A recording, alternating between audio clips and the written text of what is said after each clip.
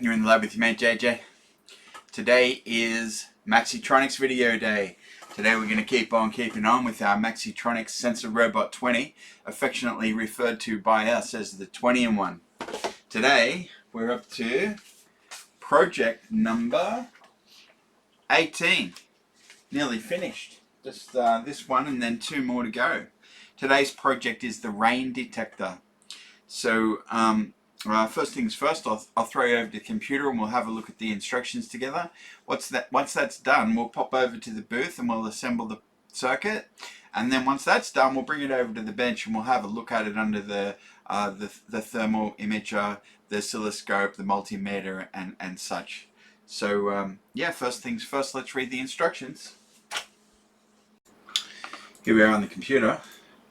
So let's fire up our web browser and we'll just synchronize, and there should be a link for us here. There is. So this is the Maxitronix 20in1 project 18 of 20. This is the rain detector. I'll open this guy up here. Okay, this is the wiring on the side here. This is the schematic down the bottom. Looks like we've got two multi-vibrators. That's interesting. Project 18, rain detector. What it does.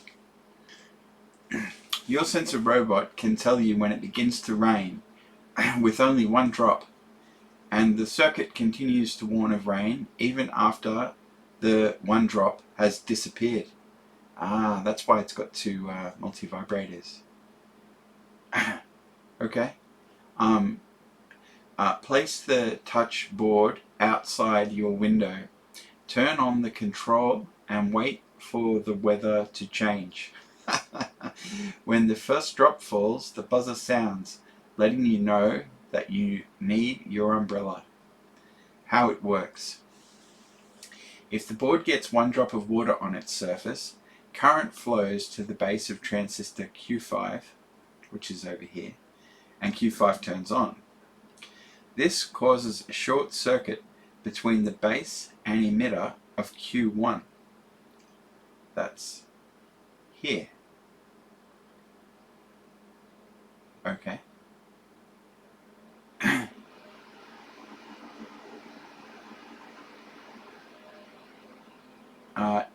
In the block 1 bistable multivibrator. So this multivibrator is what's called a bistable multivibrator. I believe that another term for bistable multivibrator is flip-flop. Yeah, let's ask ChatGPT.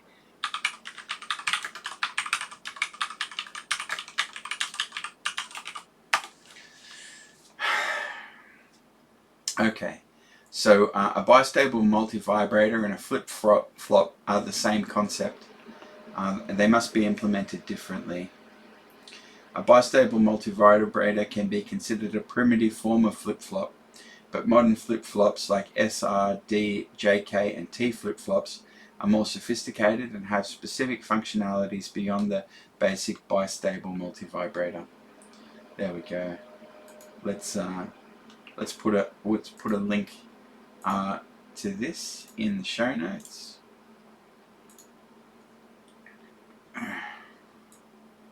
So let's drop that in there. Alright. So yes, this is the bistable multivibrator, which is the thing that allows the one-time trigger to remain on. That's why we've got this bistable multivibrator. So Q1 gets turned off when there's a short circuit between its base and its emitter. Then Q1 is then turned off, but Q2 remains on. If Q2 stays on, the output of the multivibrator turns Q6 on and off according to the output frequency. Okay, so Q2 allows Q6 to conduct, and when it can, then the output of this astable multivibrator is the tone, so you can hear it. And it'll tell us in a second about this switch, which will reset the bistable multivibrator. If Q2 stays on, the output of the multivibrator turns Q6 on and off according to the output frequency. The square wave voltage goes to the Q6 collector and the buzzer sounds. The multivibrator continues to operate unless you press the key to turn off Q2. So here's the key, and if you short out this path to ground, then no current flows on this base, which disables this, which means that there's no path for Q6 to conduct, so the sound stops. Cool. The multivibrator continues to operate unless you press the key to turn off Q2. To stop the buzzer, wipe the touchboard dry and press the key. Okay, cool. Well, we're going to make a few mods to this circuit, but we'll tell you about those as they arise. So let's jump over to the booth and put this thing together. Here in the booth. So the first job to do is to take the wiring out of the existing circuit, so let's do that first.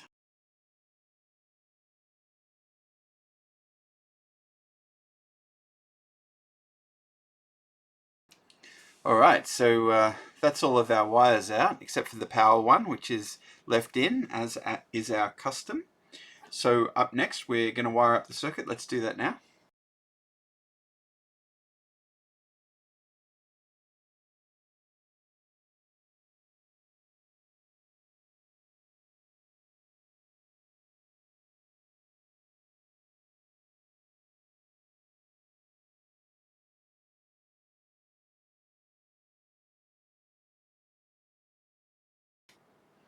Alright, so that wiring is complete. We'll take it over to the bench now and have a look at it. Here on the bench. So first things first, let's get our little wedge. Where's our wedge gone? Here it is. So that we can get the glare off the board. That's better, isn't it? Now, we need some power, so I'll throw on the bench supply and we'll wire that in over here. And we've got positive on this side and negative on this side. Okay, I haven't thrown the switches yet, so now we've got to wire in the touch sensor. Now, in yesterday's video, or the last time I did a Maxitronix project, we wired some banana cables, these banana plugs, onto our touch sensor, so we can just plug him in. Let's just stick that there and that there. Alright, so that's our touch sensor installed. Now this thing will make a racket. We'll watch the sensor over here. So what will we do? Let's throw the power on. Go on and on. Now when this thing gets wet, the alarm will start to sound, and then it'll have to get dry and the key pressed in order to turn the sound off. So let's trigger it. I'm going to wet my finger and touch it. Okay, that's not enough to trigger. Let's try just shorting it out with a screwdriver. Let's try that. Nope, that's not working. Alright. So the switch is on, the power is on. Oh dear. So why, oh why, does it not work? I'm going to try a different type of short circuit. I'm going to get this alligator clip and just short out the pins. Okay, well that is not the problem. I might just try, give me 1 second, I'll grab a banana plug. Well, I've got this, it's got 2 banana plugs on one end and 2 alligator clips on the other end. So what I'm going to do is just piggyback off these things and then try short circuiting it this way. Alright, so it doesn't seem to be a problem with the touch sensor. So the voltage here says that it's on. The key shouldn't be relevant at this stage, I don't think. I'm guessing there must be a loose wire somewhere. Well, how are we going to check that? I guess I'll just take it, what am I going to do? Alright, I'm just going to check the wiring, so I'll do that offline. I'll be back in a sec. Alright, I'm going to get out my old multimeter and put him in continuity mode. Alright, he's in continuity mode. Now I'm going to just switch out these hook clips for some actual probes. I'll just take them out there. And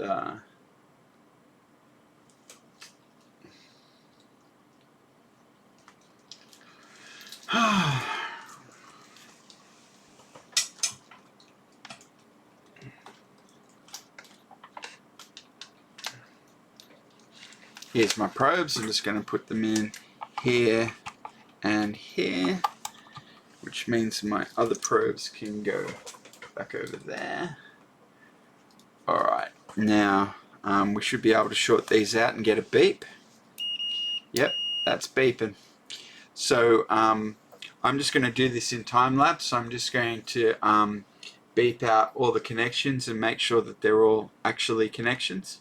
So let's do that.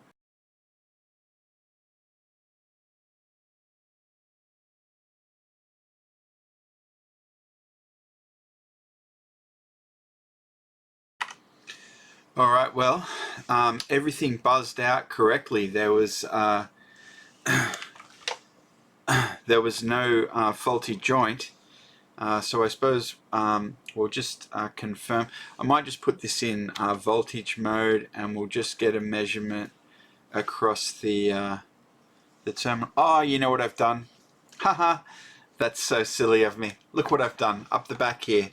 I've plugged the negative terminal onto the positive terminal and the positive terminal onto the negative terminal. So there's our problem right there. Should have checked that first. Should have checked power before buzzing out. I did check the power by looking at the thing to see if it was on, but I didn't check here. I should have put my multimeter on here just to confirm that the voltage was present, and if I had done that I would have seen that the polarity was wrong.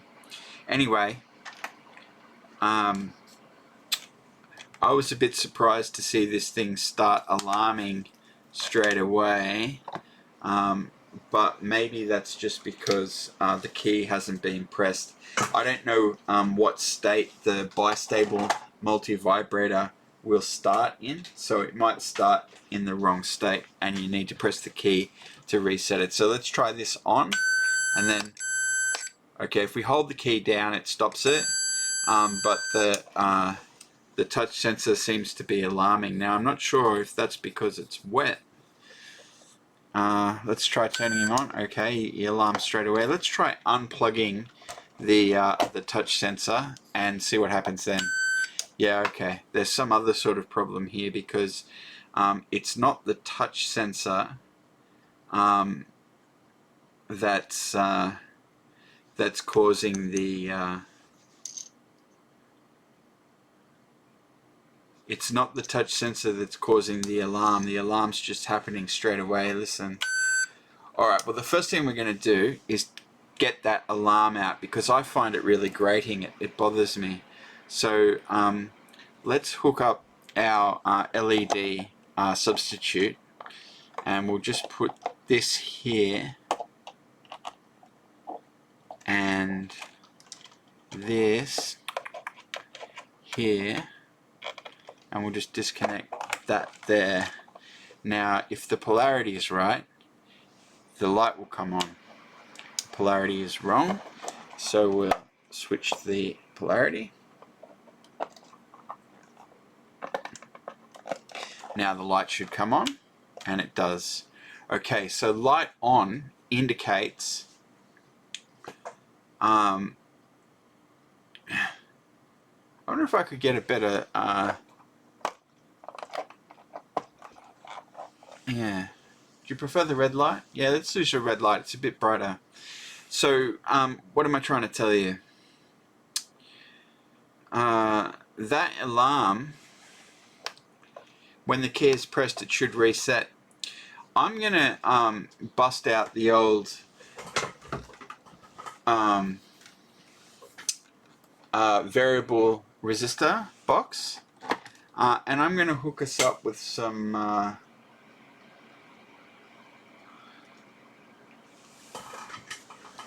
alligator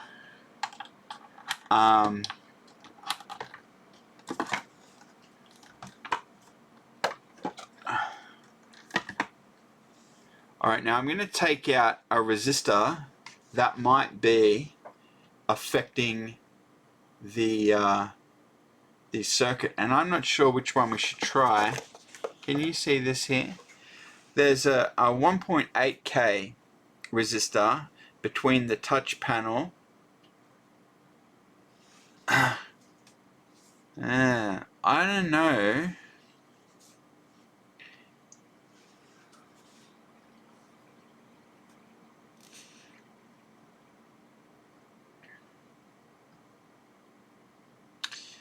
Yeah, I'm not seeing what I can change.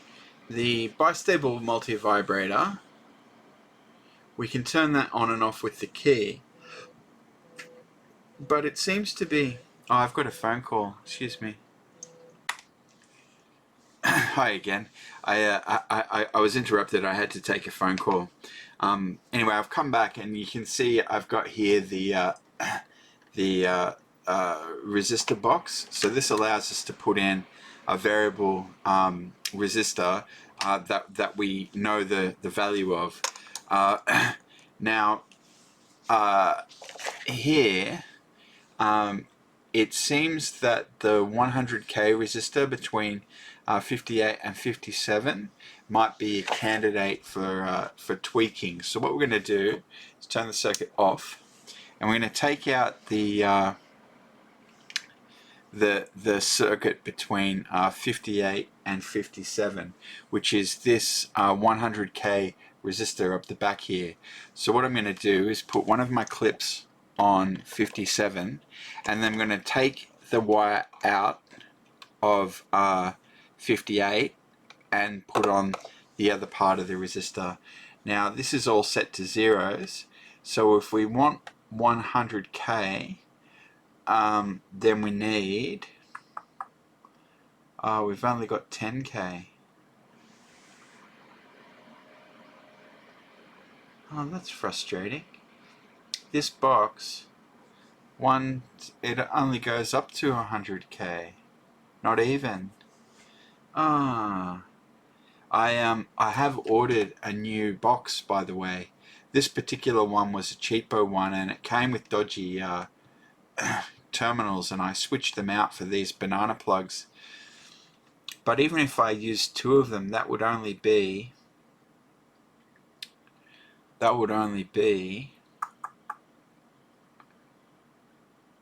20K.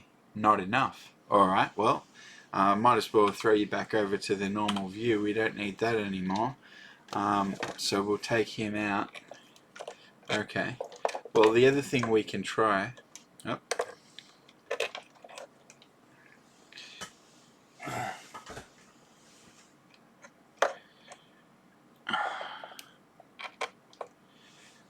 is we can try using this 470k resistor and just see what happens if we put that in.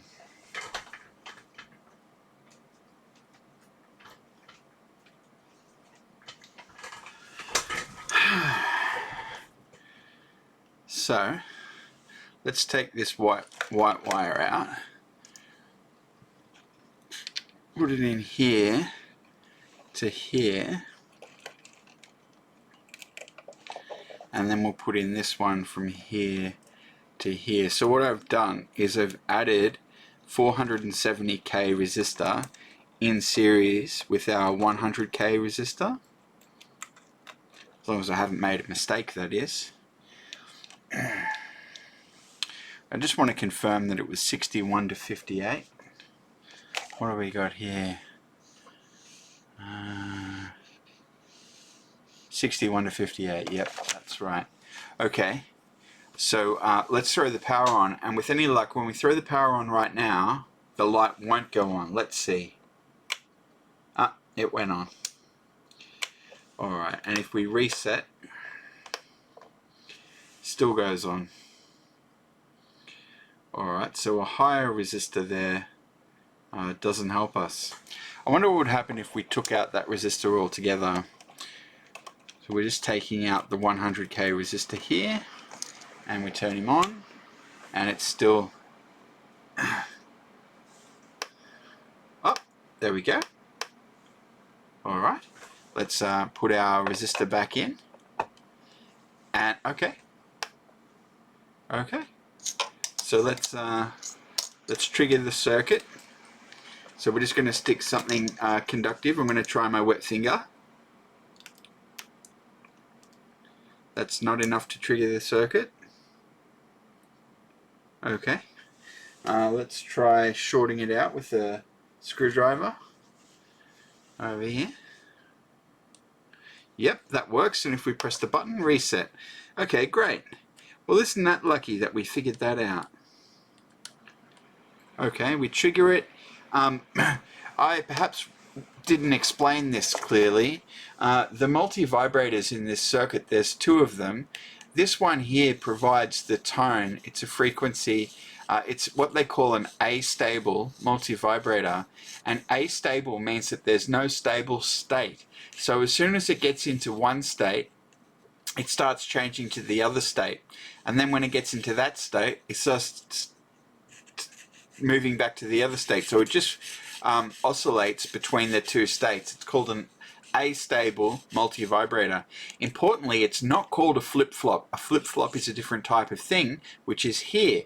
This is what they call a bistable multi-vibrator, which means that both stables, two states that it can be in, are stable. Both of them are stable. So if it goes into one state, it will stay there until it gets actually transitioned to the other state. And if you want to transfer between states, you need to provide an input. Now the touch sensor is the input for one state, and the key is the touch is the reset for the other state. So the touch panel can trigger the bistable multi-vibrator to go into this state, Q1. And when that happens, the buzzer sounds. But if you want to reset the buzzer, first of all, you have to take away the thing that's causing the state that triggers Q1. So you've got to dry out the sensor in this case. And then after the sensor's dry, you have to press this key, which will set the state back over to Q2. And when Q2 is on, Q1 is not on. And when Q1 is not on, then there is no tone that flows through the Q6 transistor. So, what have we done? We took out this 100k resistor down here and we replaced it with nothing. We just took it out of the circuit completely, and that was enough actually to fix our problem. So it'll be interesting to see now when we go over to have a look at the thermal cam, what the thermal effects of this are, if any. So we'll get to have a look, and of course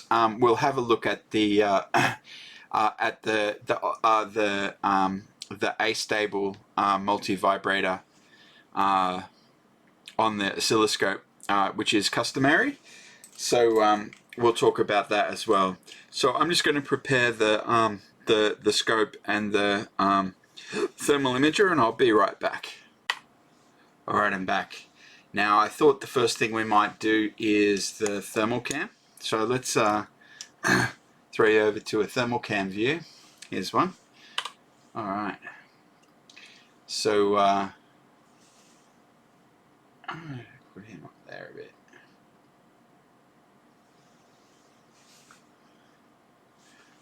Just move him across a little bit. There we go. You see along the side here? You can. Alright, good. Well, that 34.3 resistor over there, that's really burning up, isn't it? That guy. Interesting. We can see the resistors in our astable multivibrator are hot. We've seen that before in this circuit. It'll be interesting to see what gets hot over here when we engage the circuit. So it's all reset at the moment. What we need to do is trigger the the sensor. So I'm just going to short out the sensor here, and we should see that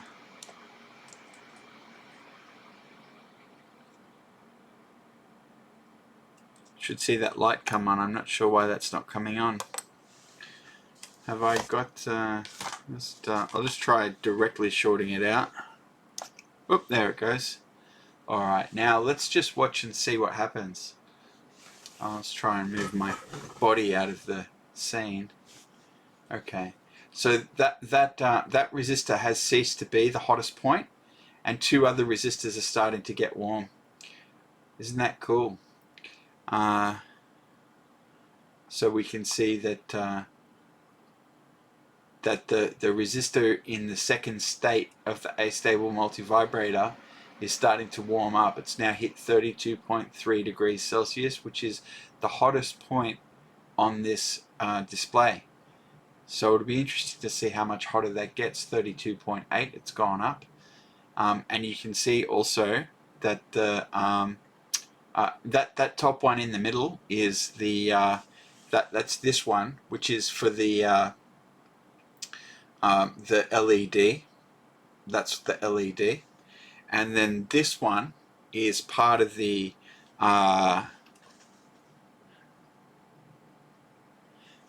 output circuitry, and I'm not sure if it's, yeah, okay, it's the 1K resistor between pin 49 and 50, which is where's 49 and 50? There it is. It's across the buzzer there. In parallel with the buzzer is that 1K. There you go. And now you can see that the 1K resistor over here that was quite warm when the circuit was off has been getting less electricity, and it's been cooling down, and the other state is the stable state. So if we press the key, then the stable state will change, and look at that, you can literally see it warming up over there on the left, the far left. It's going to take out the top position there. It's just become the hottest point on the circuit at 34.5 degrees Celsius. Very warm over there now. Cool. Is there anything else to show you on the thermal side of things? Not really, but you can see in the astable multivibrator, which is the one at the bottom here, the state is equally warm because it's just constantly oscillating between two states. Over here on the bistable multivibrator, which side gets hot depends on which side is the stable state at the time. In order to get this circuit to work, we had to take out the resistor between the base and ground. It was 100K, and that was too much. when we put it down to 0, the circuit started to work correctly. I'm not smart enough to think clearly about why that happened, but it did happen. So we did get the circuit to work in the way that it's supposed to work. I guess with the exception of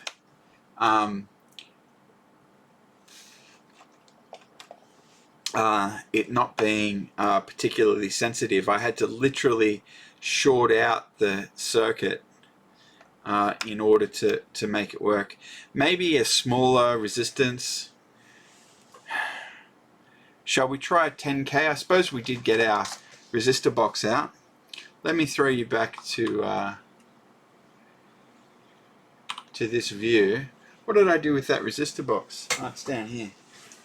Alright, let's try it at 99. So 9 lots of 10, that's 90K. Okay, that's better than I thought. I was wrong earlier.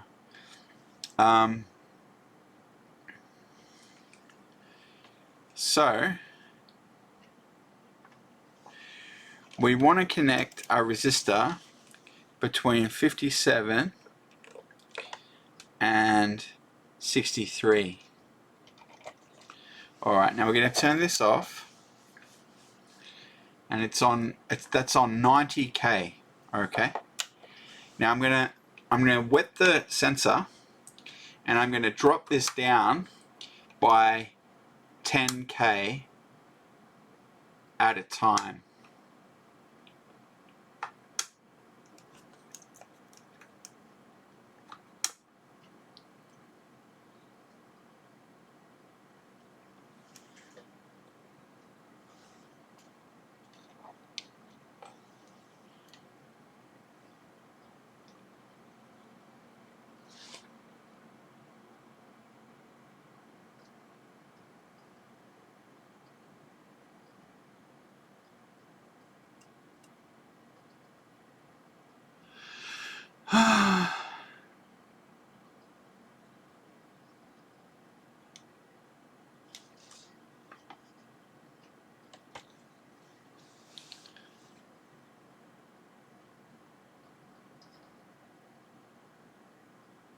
No, I've got this wrong.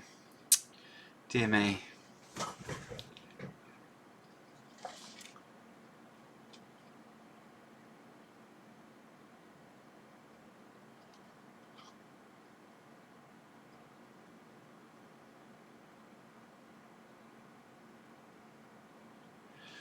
Alright, I'm just going to take out the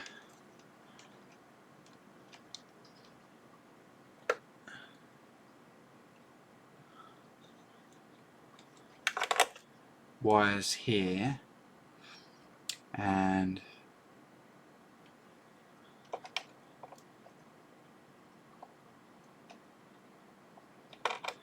I'm going to put that on there. Alright. Now that's triggered, so let's hit that. Okay, that doesn't solve it. Let's put it all the way up to 9. Oh, that doesn't solve it. Oh, let's put it down.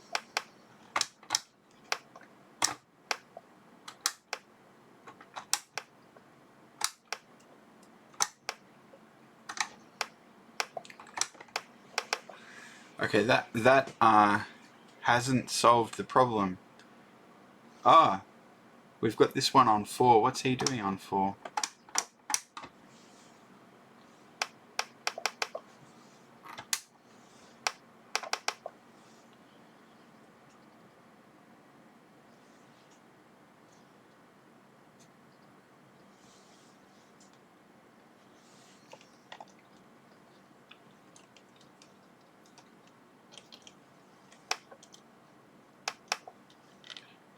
Oh dear me, you can't take me anywhere.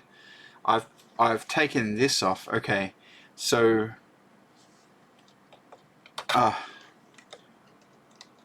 you see I have 2 red alligator clips here, and I used the wrong one. So this I think goes on here. Alright, we'll turn him off and turn him on. Press the key, resets him. Okay. So let's trigger the circuit.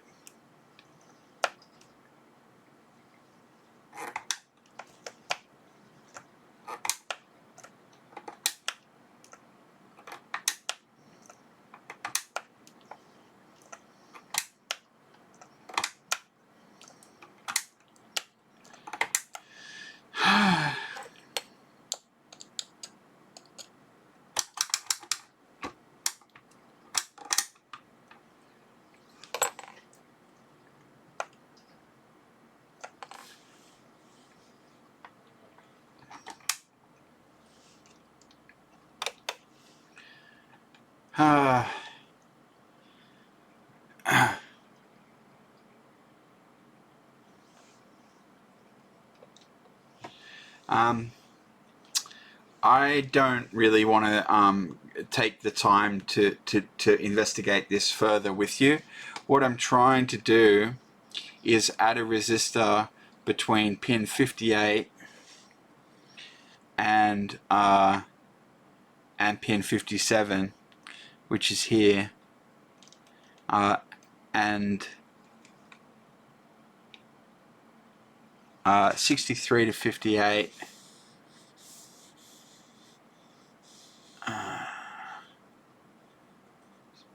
It's 57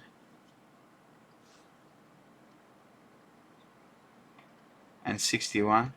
Look, I've messed up the wiring, and it's going to take me time to put it back together. What are we going to do? I tell you what, I'm going to time lapse this. I'm going to fix this circuit, and then we'll have a look at it again. So just let me fix this up.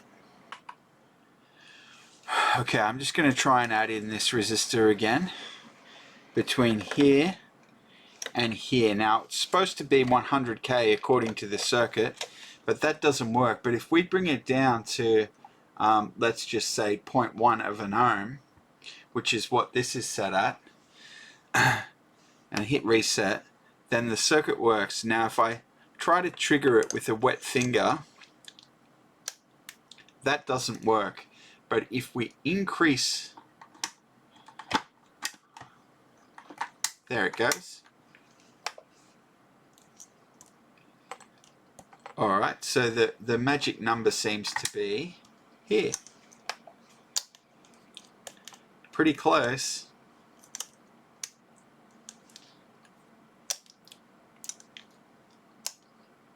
There it goes.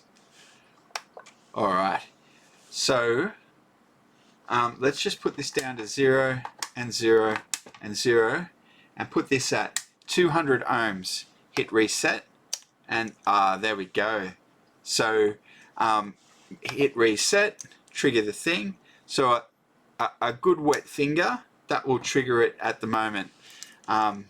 If we put the resistance up too high, it triggers straight away. Look at that. So what have we learned? We've learned that if we replace the 10k resistor, it doesn't have a number, it's not like R1 or something, but the 58 to 57k, we replace the 100k resistor with a 200 ohm resistor, then the circuit works exactly the way it's supposed to. You see that triggers it, it stays on because of the bistable nature of the circuit. We hit the reset button, it resets. We wet our finger, we press the thing, it triggers, it stays triggered, hit reset. Perfect. So what we learned was that the crucial setting for that made the difference between this circuit working or not was this resistor between the base of Q5 and ground. It's spec'd here at 100k, which is astronomical compared to the 200 ohms that we used on the resistor box here. Can you see that? That's the resistor box. This is the 100, and we've got it set at 200 ohms. So okay, that's really good. So the only thing to do now is to flip you over to the oscilloscope, which is here, and we'll get that hooked up, and I'll just show you the output of the astable multivibrator, which is actually it's just across the pins here, and I realized suddenly that I should have extra breakout pins on this board. Perhaps it's time to build another one of those, but we can deal. So this is the probe here for the scope. So let's put the negative end here. Oh, I've triggered it. All right.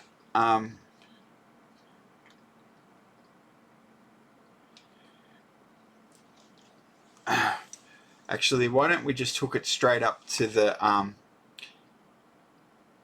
output of the oscillator? So we really want to see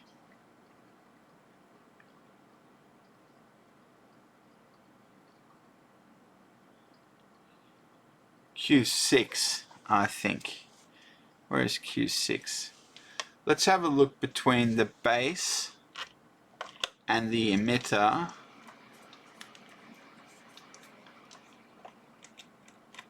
And let's hit reset there, okay. And if we, yeah, okay, so our circuit is still tuned. Let's hit auto on the thing. Okay, we're getting a really bad signal.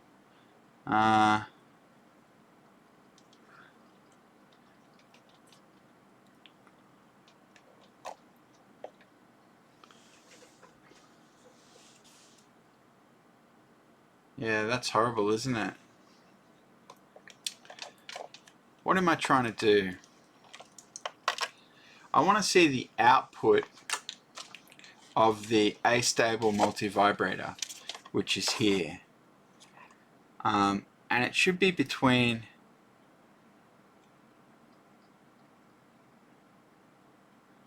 here, the base and the emitter. That's, I think, what I want, of the base of Q6 and the emitter of Q6. But we just looked at that and that didn't work, did it? So if we put this here and we put this here and we tune, oh, there we go. That's what we wanted to see.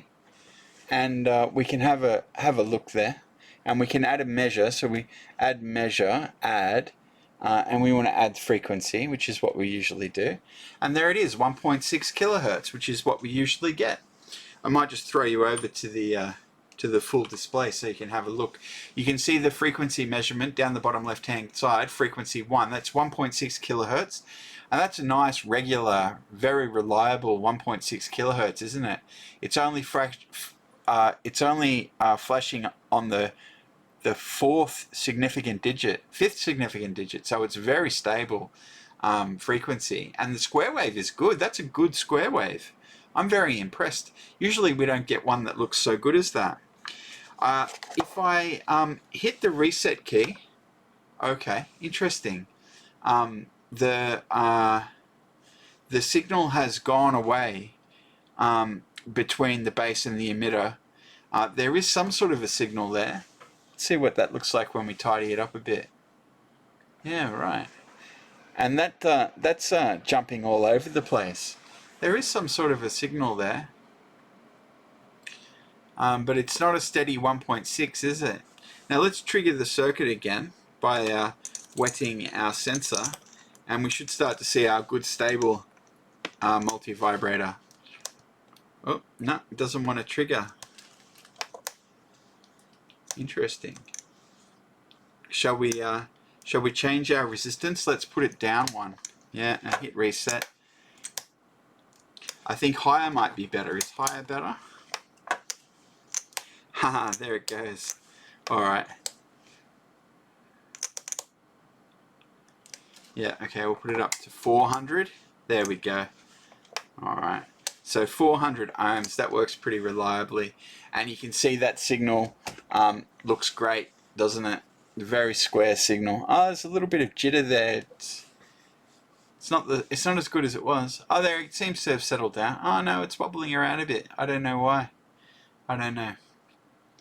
Anyway, that's the output of our multivibrator, and I've said it before and I'll say it again, but this astable multivibrator, it's always producing its tone regardless of whether it's actually hooked up to the buzzer or not. So it's always oscillating. Actually, I suppose we could probably look.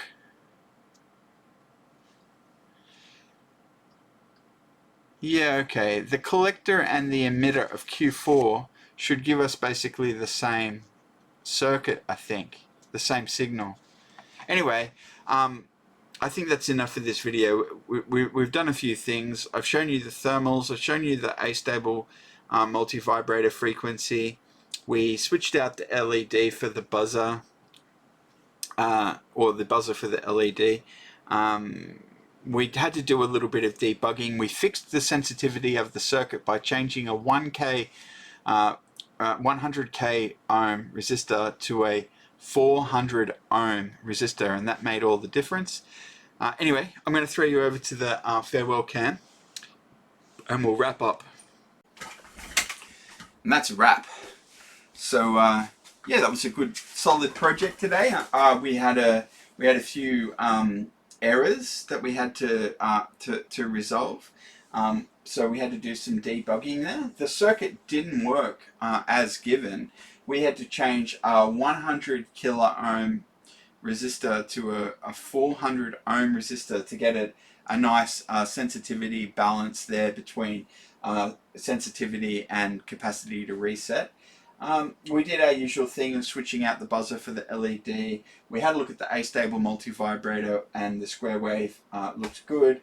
We used our resistor box here to